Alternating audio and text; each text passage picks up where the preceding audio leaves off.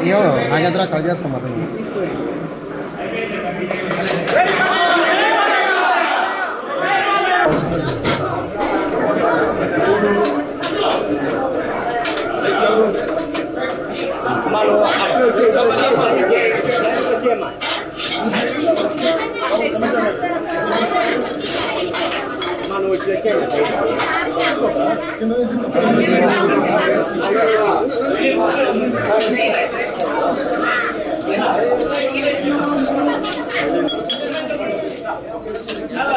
శ్రావణ శుక్రవారం రోజు శ్రావణ శుక్రవారం అంటే నూతనం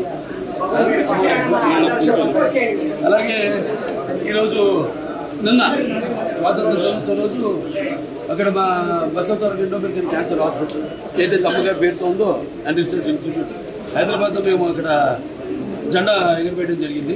అందుకని నేను ఇక్కడ కావడం ఇవాళ నాన్నగారి పేరుతో నిన్న అమ్మగారి పేరుతో ఉన్న ఆసుపత్రిలో జెండా చేయడం ఇవాళ అనుకోకుండా ఇక్కడ అన్న క్యాంటీన్ అదే ఏదైతే అన్న అంటే ఎవరు ఇంకా తారక రామారావు ఆయన ప్రారంభించడం జరిగింది. అక్షయ పాత్ర ముందుకు వచ్చారు, వాళ్ళతో టైప్ అయ్యి ఈ యొక్క అన్న క్యాంటీన్ ప్రారంభించడం 5 రూపాయలకి టిఫిన్ కానివ్వండి, మధ్యాహ్నం లేకపోతే రాత్రి భోజనాలు కానివ్వండి. అలాగే ఇప్పుడు నిన్న గుడివాడలో ఆయన ప్రారంభించడం జరిగింది ఒక అన్న క్యాంటీన్.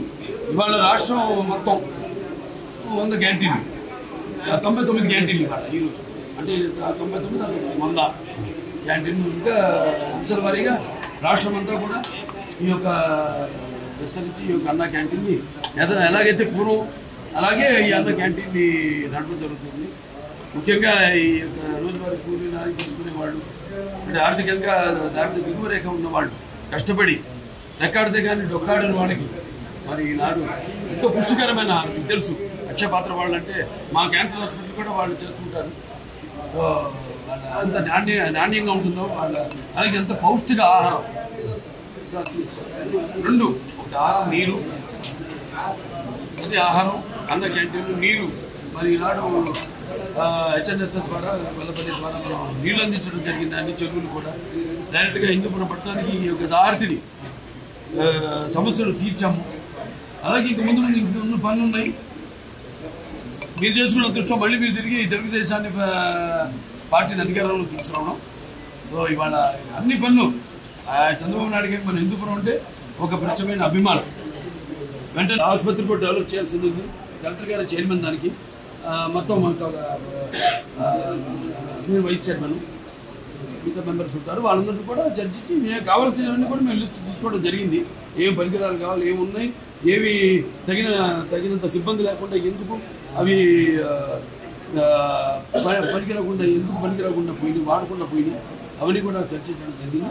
అవన్నీ కూడా పరిగెత్తులు అన్ని కూడా బతికి చేసి పూర్వ వైభవం మన ఆసుపత్రికి కూడా తీసుకొస్తాం. కలెక్టర్ గారికి ఈ సభాముఖంగా నా ధన్యవాదాలు తెలియజేసుకుంటున్నాను. అడ్వాంటేజ్ ఉంది అక్కడ మనకి ఎయిర్పోర్ట్, బెంగళూరు ఎయిర్పోర్ట్ ఉంది.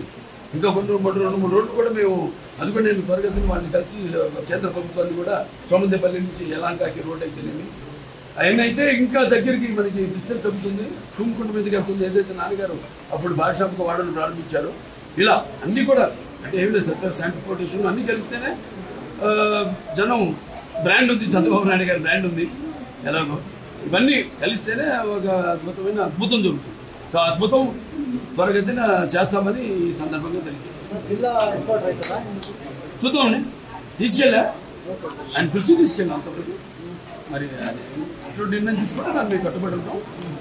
పేరు మాత్రం అదే ఉంచమన్నాం. ఆ పేరు తన సత్యసాయి జిల్లా పేరు మాత్రం అదే ఉంచమన్నాం. జిల్లా హెడ్ క్వార్టర్స్గా పరిగణించమన్నాం.